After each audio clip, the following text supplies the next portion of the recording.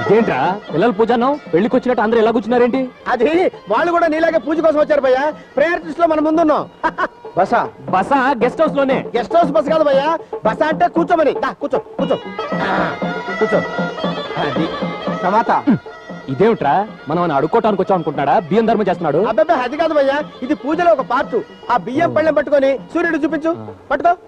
खाने खुराक साक्षी लेरा तेरा मन बितरा बड़ा मन प्राव सागी. ఏంట్రా ఏమన్నాడు? అది నీకు పిల్లలు కావాలి కదూ అని అడుగుతున్నాడు. అవునవును, నాకు ఒక ఆడ మగ కాదు కాదు, ఇద్దరు ఆడపిల్లలు ఇద్దరు మగ పిల్లలు కావాలి. ఆహాహా, పిల్లలంటే నీకెంత ప్రేమ భయ్యా. पानी को साक्षी लेरा तैले यो ब्यालय मन प्राव सागी. అదేంటంటే నాకు అర్థమైపోయింది.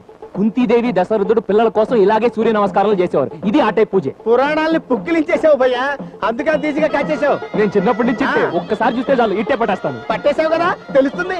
బదిలీ దేవ్ హోరా. అవు అవు, ఇది కూడా సూర్యుడి వైపు చూపించాలి. అరే భలే పట్టేసావే. अग्नि को साक्षी लेरा यो केटी सिंगा मिलेरा बसला. అర్థమైందా?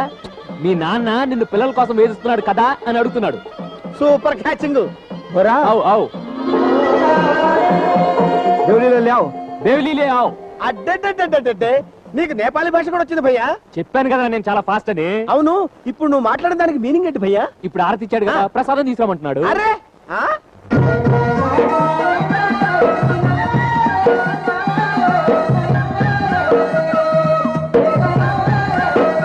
ఇదేమిట్రా ఈ మేకపిల్లని తీసుకొచ్చి కూర్చోబెట్టారు? అది సతీ సమేతంగా చేయవలసిన పూజ అంటే భయ్యా, వదిలిక్కడ లేదు కదా, అందుకని ఈ అమ్మాయిని టెంపరీగా మీ ఆవిడ చేసి కూర్చోబెట్టి పూజ పూర్తి చేస్తారంట. ఇవన్నీ ముందే తెలిస్తే సీతను తీసుకొచ్చేవాడిని. టైం లేదు కదా భయ్యా, ఏదో టెంపరీ వైఫే కదా, అడ్జస్ట్ అయిపో. आवा लेकिन तिमर दुई जाना लोग ने स्वास्थ्य हो. ఇదేమిట్రా దాని చేయి తీసుకొచ్చి నా చేతిలో పెట్టారు? ఫినిషింగ్ టచ్ అనుకుంటా. ఏం ఫినిషింగ్ టచ్ ఏంటో, లైఫ్ లో నా వైఫ్ తప్ప మరి ఆడపని టచ్ చేయలేదురా. టెంపరీ వైఫే కదా, ఏదో అడ్జస్ట్ అయిపో ప్లీజ్. आवा दुई जाना सुख सिंगले बसला स्वागत మనవునులా. ఓకే ఓకే ఓకే ఓకే అంటే భయ్యా. దేరా పూజ అయిపోయింది కదా, సంభావన ఆఫీస్కి వచ్చి తీసుకెళ్తా ఉంటున్నాను. అలాగా బాబు తిమర్ दुई जाना सुखी सिंगले बस. ఓకే ఓకే చాలా థ్యాంక్స్ అమ్మా, మా ఆవిడలాగా బాగా యాక్ట్ చేశాను. పదరా.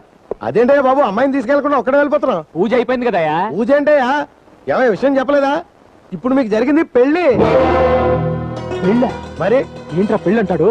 అవును భయ్యా, ఇప్పుడు నీకైంది పెళ్ళి. మరి పిల్లల పూజని అబద్ధం చెప్పాను.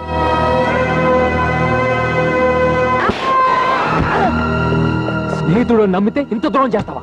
సారీ భయ్యా, ఇది నేను కావాలని చేసిన తప్పు కాదు. ఆ రోజు ఆ మేక పిల్లని కాపాడటం కోసం ఈ అమ్మాయిని నువ్వు పెళ్లి చేసుకుంటావని చిన్న అబద్ధం చెప్పాను. వాడు నమ్మేశాడు. దానికి తగ్గట్టు మొన్న మతాచారులు ఎదురుగా అమ్మాయి చీరిచ్చినట్టు చెప్పిందంట. ఇక్కడ వీళ్ళ ఆచారం ప్రకారం ఆడదానికి చీరిస్తే పెళ్లి చీరిచ్చినట్టేనంట. ఈ విషయాలన్నీ నాకు ముందే ఎందుకు చెప్పలేదు? ఈ విషయం దాకా వస్తుంది అనుకోలేదు. కనీసం పెళ్లి దగ్గర తీసుకెళ్లేటప్పుడు చెప్పచ్చు కదా. చెప్తే నువ్వు కాదంటావు.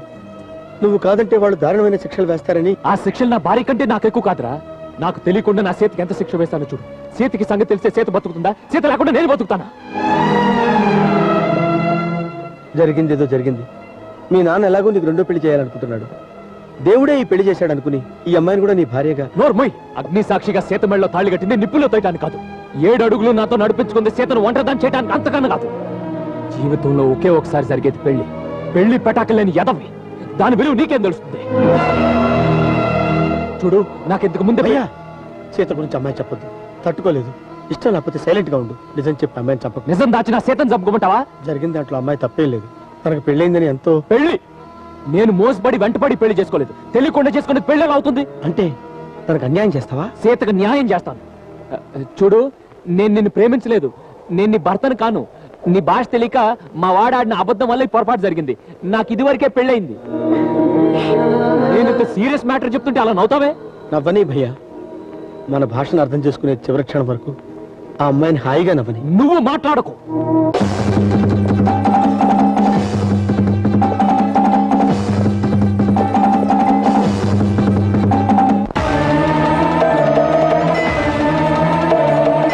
ఎవరు ఎవరు? రామ్, శ్రీరామ్. కరెక్ట్. ఈ శ్రీరామ్ నేను. ఇదెవరు? సీత. నో, నువ్వు సీతవు కాదు. నా సీత వేరే ఉంది, మా ఊళ్ళో ఉంది. యో గిరిగిరి. ఆ వెధవ చేసిన పనేది. ఈయన లంకట్టిస్తే వాడిని కంపంటిచ్చాడు. టిమి శ్రీరామ్, మో సీత. అయ్యో, నువ్వు సీతవు కాదే బాబు. నీకు ఎలా చెప్తే అర్థం అవుతుంది. ఇదిగో చూడు, ఇది నేను రాముడు, ఇది సీత నా సీత. మా ఇద్దరికి ఎప్పుడో పెళ్ళైపోయింది.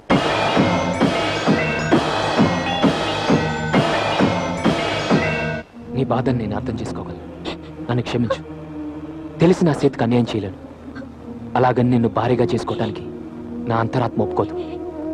ఇప్పుడు నన్ను ఏం చేయమంటావు చెప్పు. సీత రామ్ ఏమిటావు?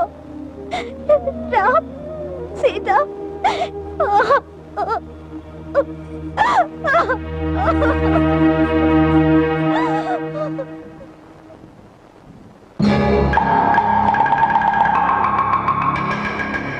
ఆ అమ్మాయి మంచిది కాబట్టి పరిస్థితి అర్థం చేసుకుని వెళ్ళిపోయింది. అదో ఇంకోరైతే పంచాయతీ పెట్టి నాన్న ఆర్డర్ చేసి ఇదిగో వీడి గతి పట్టించేది.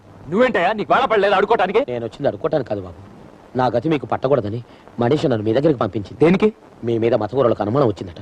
వాళ్ళు నిజం తెలుసుకునే లోపు మిమ్మల్ని ఊరు విడిచి వెళ్ళిపోమని చెప్పింది. నన్నెవరూ అనుమానించరండి. ఈ విషయం నన్ను మీతో చెప్పమంది. ఆలస్యం చేస్తే మీరు ఇబ్బందులు పడతారు. త్వరగా వెళ్ళిపోండి బాబు. విన్నావుగా, పద.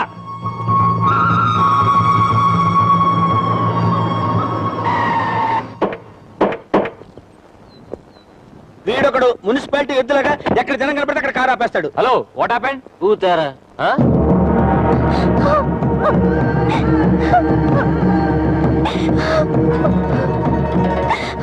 భయ్యా, మనీషా, గురుదేవ్. నాయుడు, మనిషి ఏం చేసింది? తను ఏం చేస్తున్నారు? మీ పెళ్లి విషయం చెప్పగానే ఏడుస్తూ ఇంటికొచ్చింది. భర్తను వదిలేసి ఎందుకు వచ్చావని మతాధికారులు నిలదీశారు. జరిగింది చెప్తే మిమ్మల్ని శిక్షిస్తారని, మీరంటే తనకిష్టం లేదని, మీతో కాపురం చేయరని అబద్ధం చెప్పి నింద తన మీద వేసుకుంది. వాళ్ళ ఆచారం ప్రకారం తప్పెవరు చేసినా శిక్ష కఠినంగానే ఉంటుంది. తను ఇప్పుడు ఏం చేస్తారు? జీవితంలో మరో మగాడు ఆమెను చూడకుండా, ఆమె ఇంకొకరిని చూడకుండా గుండు గీయించి విధవం చేసి మొగుడిని వదిలేసిన ఆడదని మొహం మీద రాస్తారు.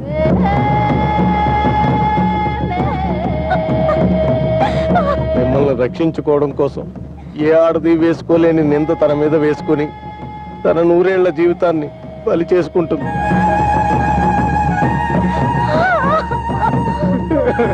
మనవరాల పెళ్లి చూసి మురిసిపోయాడు. ఆ మురిపు 3 నాళ్ళ ముచ్చటే అయింది.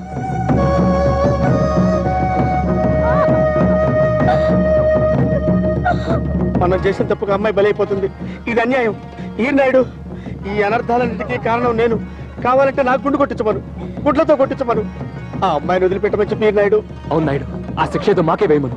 అందుకు ఆ అమ్మాయి ఒప్పుకోవాలిగా. ఎందుకు ఒప్పుకోదు? మీరు కాదన్నా మీరే తన భర్త కాబట్టి. ఏ దేశంలోనైనా స్త్రీ కోరుకునేది ఒక్కటే, తన భర్త సుఖంగా ఉండాలని. అందుకోసం తన ప్రాణాన్నైనా ఇస్తుంది. అదే స్త్రీలో ఉన్న గొప్పతనం.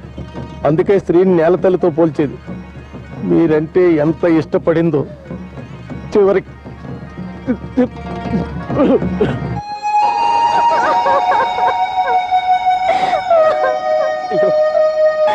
భయ్యా, నువ్వు పెళ్లి చేసుకోకుండా ఉంటే కనీసం కన్యగైనా సంతోషంగా ఉండేది. ఇప్పుడు కన్యగా కాకుండా, భార్యగా కాకుండా, భర్త బతికుండగానే విధమవుతుంది.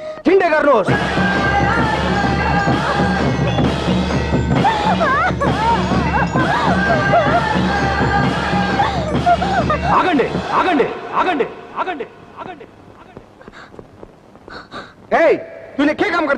నాయుడు, వాళ్ళకి చెప్పు, ఈ అమ్మాయికి ఏ పాపం తెలియదు, ఏ నేరం చేయలేదు. నా కోసం తన జీవితాన్ని నాశనం చేసుకుంటుంది. తెలిసి చేసినా తెలియక చేసినా తప్పు నాది. ఆ తప్పు నేను దిద్దుకుంటాను. నాకు తెలియకుండా తను నా భార్యం చేశారు. ఇప్పుడు నేను ఇష్టపడి తను నా భార్యం చేసుకుంటాను.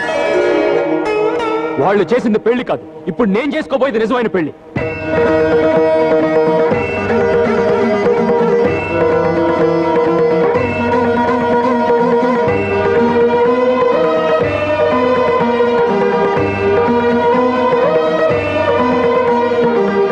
ఆచారం ప్రకారం ఈ పసుపు తాడు కడితే పెళ్ళవుతుంది.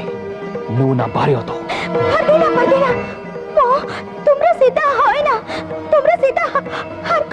నేను బతుకుండగా నువ్వు వెదవగా బతకటానికి వీల్లేదు.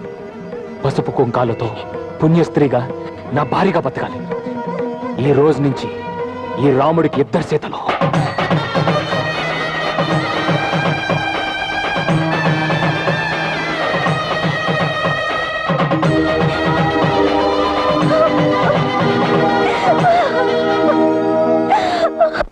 రేపు మా ఊరు వెళ్తున్నాను.